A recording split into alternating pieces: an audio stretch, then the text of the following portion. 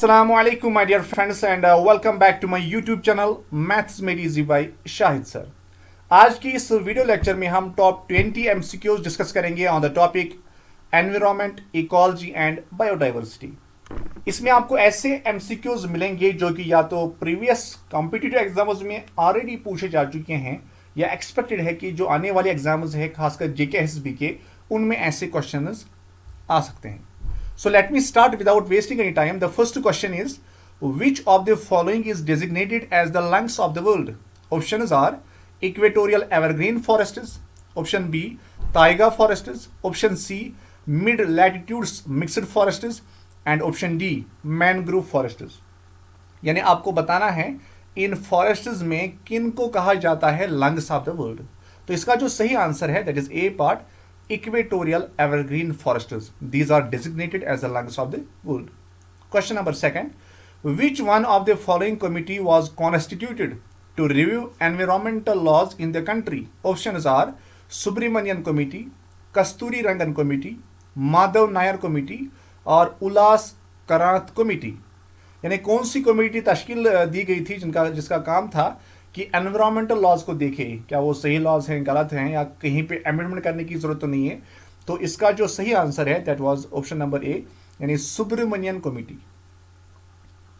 Question number third, ozone layer is found in which of the following. क्योंकि ozone layer आपको मालूम है कि एक लेयर होती है जो कि सन से आने वाली अल्ट्रावायलेट रेडिएशंस जो कि इंसानों के लिए बहुत ज़्यादा खतरनाक साबित हो सकती हैं, खासकर इससे स्किन कैंसर हो सकता है। तो ये ओजोन लेयर उसको स्टॉप करता है, उन अल्ट्रावायलेट रेडिएशंस को। तो एटमॉस्फेयर चूंकि जो सरफेस ऑफ अर्थ है उसके ऊपर जो भी रीजन है उसमें डिफरेंट सेक्शंस में डिवाइड किया गया है, जिनमें ट्रोपोस्फीयर आता है, स्ट्रेटोस्फीयर आता है, एक्सोस्फीयर आता है, थर्मोस्फीयर आता है या इवन मेसोस्फीयर। तो इनमें से ओजोन लेयर किस वाले सेक्शन में आ रहा है? तो इसका जो सही आंसर है दैट इज बी पार्ट यानी स्ट्रेटोस्फीयर। यानी ओजोन लेयर कहाँ पे? स्ट्रेटोस्फीयर में। तो यहाँ पे आप देख सकते हो, अगर हम इन सेक्शंस की बात करेंगे, सरफेस ऑफ अर्थ से लेकर अप टू 10 किलोमीटर पहले आता है ट्रोपोस्फीयर, उसके बाद 10 to 30 किलोमीटर स्ट्रेटोस्फीयर आता है, 30 to 50 किलोमीटर मेसोस्फीयर आता है, 50 to 400 किलोमीटर थर्मोस्फीयर आता है और 400 से आगे जितना भी अब होगा उसको हम बोलते हैं एक्सोस्फीयर। तो जो सेकंड यहाँ पे रीजन आता है स्ट्रेटोस्फीयर, इसमें लाई करता है कौन? Ozone layer.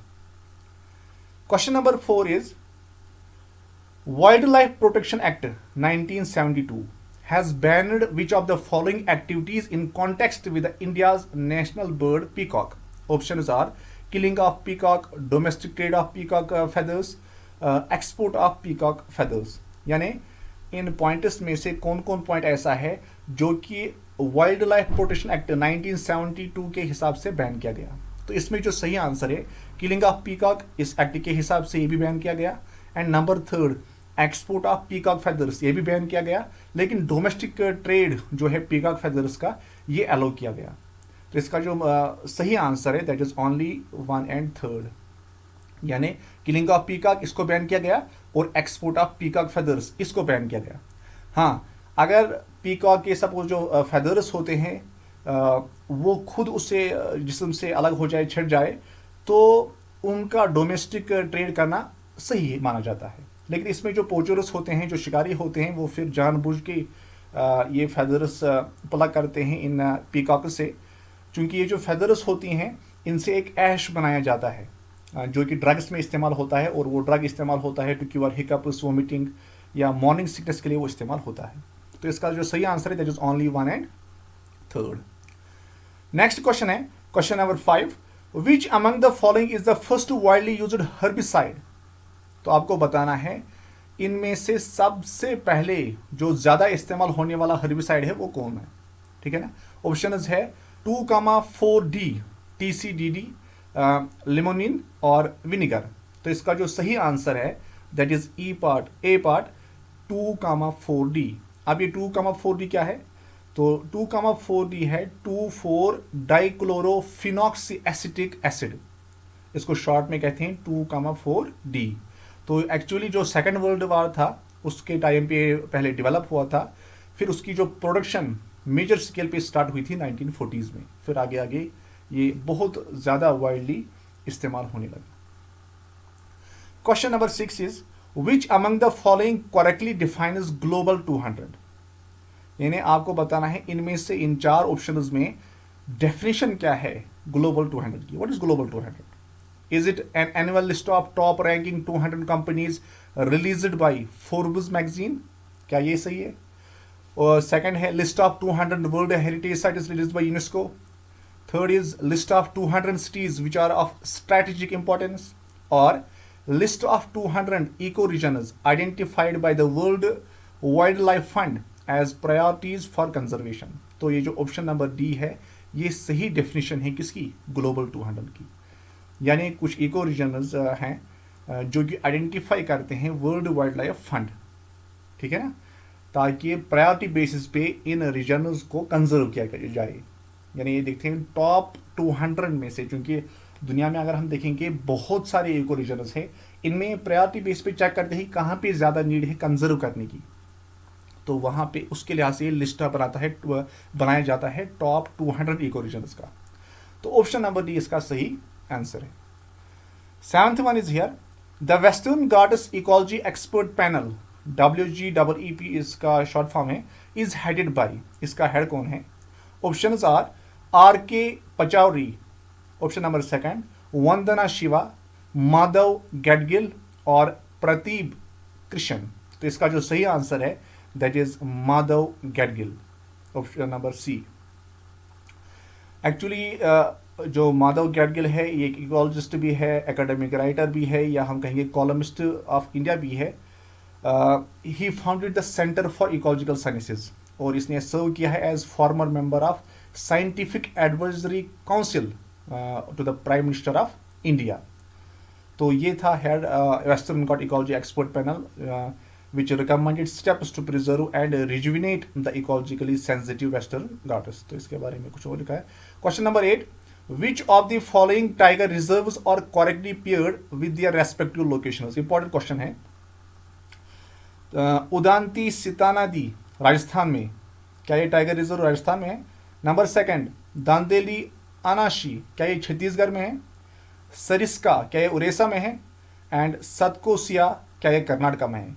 तो आपको बताना है क्या इनमें से कौन से पेयर्स राइटली मैचड है। तो उनमें से कोई भी पेयर राइटली मैचड नहीं है, तो इसका जो सही आंसर आएगा वो आएगा नन ऑफ दीज या नन ऑफ देम। एक्चुअली जो सही आंसर है जो पहला वाला ऑप्शन था उदांती सितानादा, ये छत्तीसगढ़ में है। दांदेली अनाशी ये कर्नाटक में है, सरिस्का राजस्थान में है, और सतकोसिया टाइगर रिजर्व उड़ीसा में है। तो ये आपको याद रखना है, it is very important. Next question is question number 9 with which of the following the agenda 21 of Rio Summit 1992 is related to। तो जो एजेंडा 21 है रियो समिट का, ये किसके साथ वाबस्ता है? Is related to sustainable development, combating the consequences of population explosion, mitigation norms of greenhouse gases emission GHGs emission, और technology transfer mechanism to developing countries for clean energy production। तो इसका जो सही आंसर है this agenda 21 of Rio summit is related to sustainable development, यानी option number A. तो यहाँ पे आप देख सकते हो agenda 21 is yet another outcome of the 1992 earth summit. It is the voluntary action plan, किसका? यूएन का, यूनाइटेड नेशंस का, related to sustainable development. Actually इसमें this 40-point document was a comprehensive blueprint of action to be taken globally, nationally and locally by organizations of the UN, governments and major groups in every area in which humans directly affect the environment। तो ये 40-point document था and it is related to obviously what? Sustainable development। Question number 10 is here. Consider the following statements about particulate matter 2.5। तो short में इसको PM 2.5 से भी हम represent करते हैं। First point is PM 2.5 can only be detected using an electron microscope। आपको बताना है कि क्या ये सही स्टेटमेंट है। Number second afforestation can be very effective in minimizing the amount of PM 2.5 in the atmosphere। यानी afforestation की हेल्प से क्या हो सकता है, हम पार्टिकुलेट मैटर 2.5 रिड्यूस कर सकते हैं एटमॉस्फेयर में। सबसे पहले मैं आपको बताना चाहूँगा एक पॉइंट यहाँ पे कि ये जो पार्टिकुलेट मैटर होता है, it is actually air pollutant, जिसकी वजह से लेस विजिबिलिटी होती है, यानी विजिबिलिटी कम हो जाती है, और इसकी वजह से it causes also the air to appear haziness. जैसे आप दिल्ली वगैरह में देखते हो, वहाँ पे वो फिर विजिबिलिटी बहुत ज़्यादा कम होती है। तो इसका जो ऑप्शन जो गिवन है, इनमें सिर्फ ओनली स्टेटमेंट फर्स्ट करेक्ट है, यानी it can be detected by using an electronic microscope. लेकिन डिफॉरेस्टेशन का इसमें कोई दखल नहीं है। Deforestation is not the major cause for increase in PM 2.5, और ना ही एफॉरेस्टेशन इसमें डिक्रीज करने में हेल्प देगी। तो अगर आपको इस पार्टिकुलेट मैटर को रिड्यूस करना है तो इसके इमिशन को रोकना पड़ेगा। ये कहाँ से आता है? क्योंकि ये गाड़ियों से आता है, पार्टिकुलेट मैटर, धुआं वगैरह, फैक्ट्रीज या वेस्ट बर्निंग जो थर्मल पावर प्लांट्स होते हैं वहाँ से आता है। तो वहाँ से हमें इसका इमिशन को रोकना पड़ेगा, तभी कुछ हो सकता है। बाकी इसमें हम कुछ नहीं कर सकते। एफॉरेस्टेशन डिफॉरेस्टेशन का कोई इम्पैक्ट नहीं है। Question number 11 is here, plantation of which of the following trees can help to prevent forest fires in the Himalayan region. अक्सर हम देखते हैं जो हिमालयन रीजन में जो फॉरेस्ट्स हैं, आग हम अक्सर देखते हैं। तो हम अगर कौन से दरख्त हम इसमें लगा सकते हैं जिनकी वजह से ये फॉरेस्ट फायर प्रिवेंट हो सकता है? इज इट महुआ, रोडोडेंड्रॉन, चिरपाइन और तेंदू? तो इसका जो सही आंसर है वो है रोडोडेंड्रॉन। तो जो प्लांटेशन ऑफ ट्रीज लाइक, इसमें और ऑप्शंस हैं, बेंज ओक, मिरिका है, एल्डर एंड रोडोडेंड्रॉन।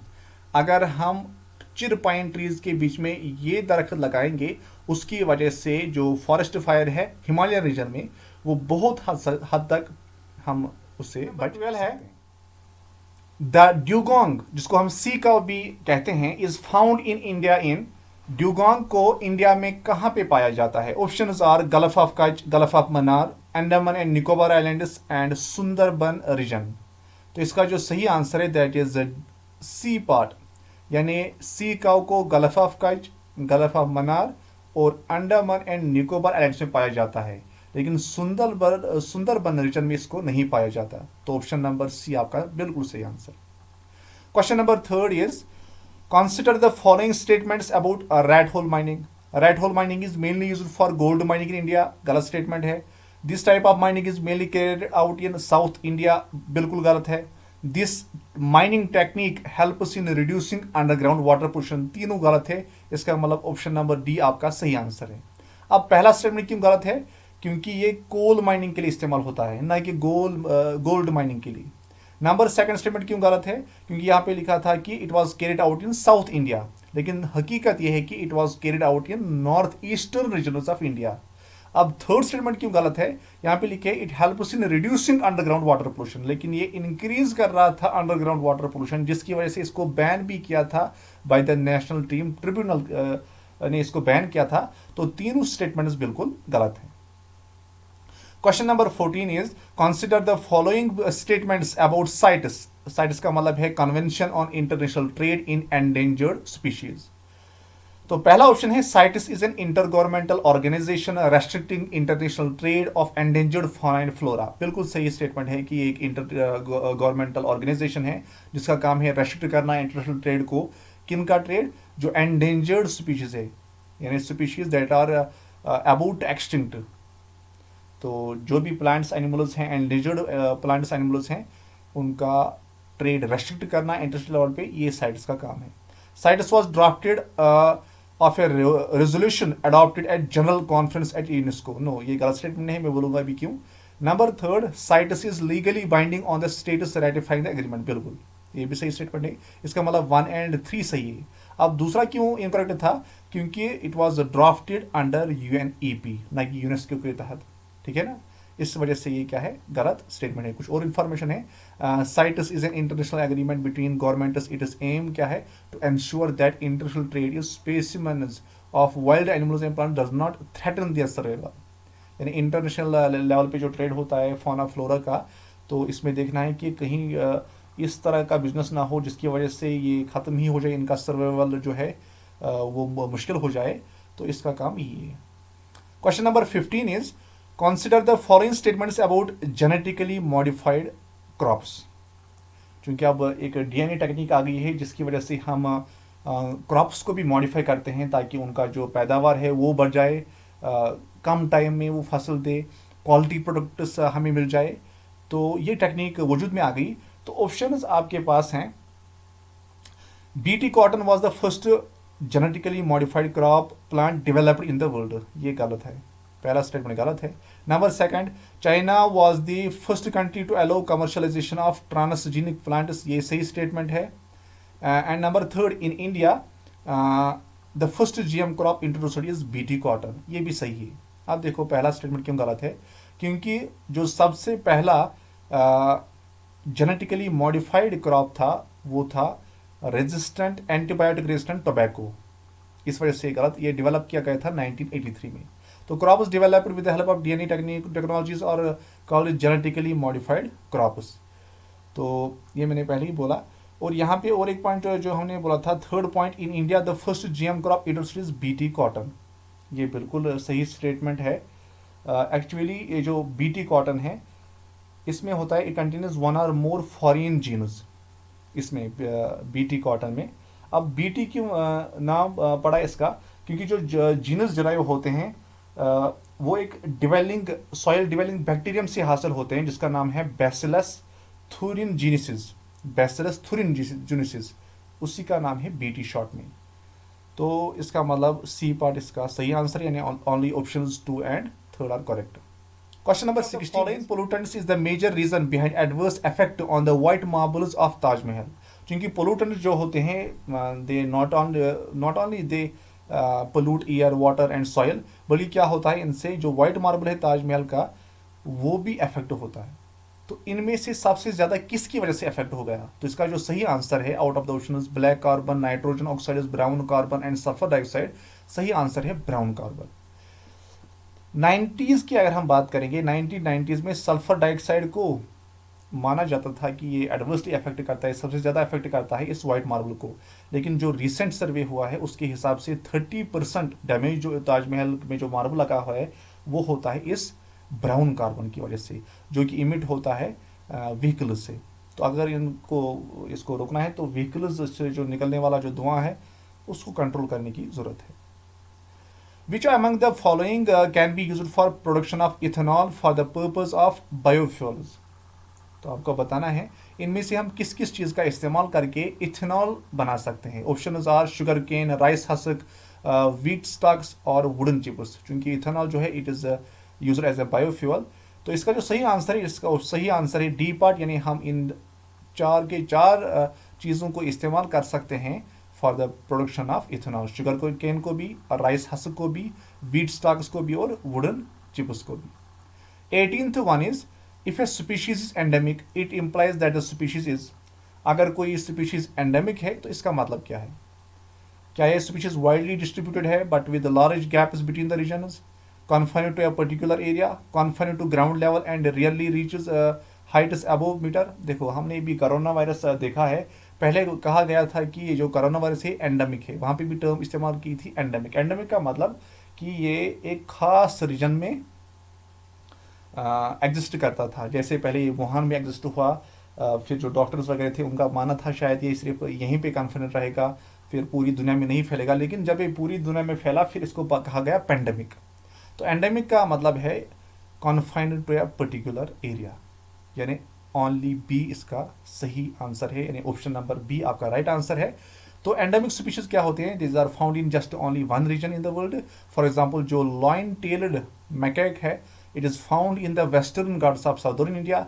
इस तरह से एशियाटिक लॉइन गिर फॉरेस्ट्स में ये फाउंड किया जाता है। And 19th one is which of the following is और are Ramsar recognised wetland sites in India. Actually जो रामसर है it is the convention on wetlands of international importance, एक ग्लोबल ट्रीटी है जो कि फोकस करती है सिंगल इकोसिस्टम पे। It is office in perhaps Iran. तो ये रिकॉग्नाइज करती हैं कुछ खास वेटलैंड्स को टू कंजर्व देम। तो इनमें से जो गिवन ऑप्शंस है कौन से ऐसे वेटलैंड्स है, कौन सी ऐसी साइट्स है जो इनको रिकॉग्नाइज किया है इस रामसर ने। Options are Ashtamudi wetlands, Bhitarkanika mangroves, Deepor Beel, Kolleru lake. तो ऑप्शन नंबर डी इसका सही आंसर, यानी जो 4 के 4 ऑप्शन है, जो 4 के 4 प्लेसेस हैं, वेटलैंड्स हैं, इन चारों को रामसर रिकॉग्नाइज करती है। Last one is consider the following wild life sanctuaries, national parks, wild life corridors, biospheres, environmentally sensitive area. आपको बताना है विच अमंग द अबो, इनमें से आर एस्टेब्लिश्ड, कौन कौन एस्टेब्लिश किया गया है as per the provision of wild protection act 1972। इसका जो सही आंसर है 1 एंड 2, यानी इनमें से सिर्फ वाइल्ड लाइफ सेंचुरीज और नेशनल पार्क्स को एस्टेब्लिश किया जाता है as per the wild life protection act 1972। तो आई होप कि आपको ये वीडियो पसंद आया होगा। जो व्यूवर्स अभी तक इस चैनल पे नए हैं या अभी तक इसको सब्सक्राइब नहीं किया है तो प्लीज़ सब्सक्राइब करें। बाकी थैंक्स अ लॉट।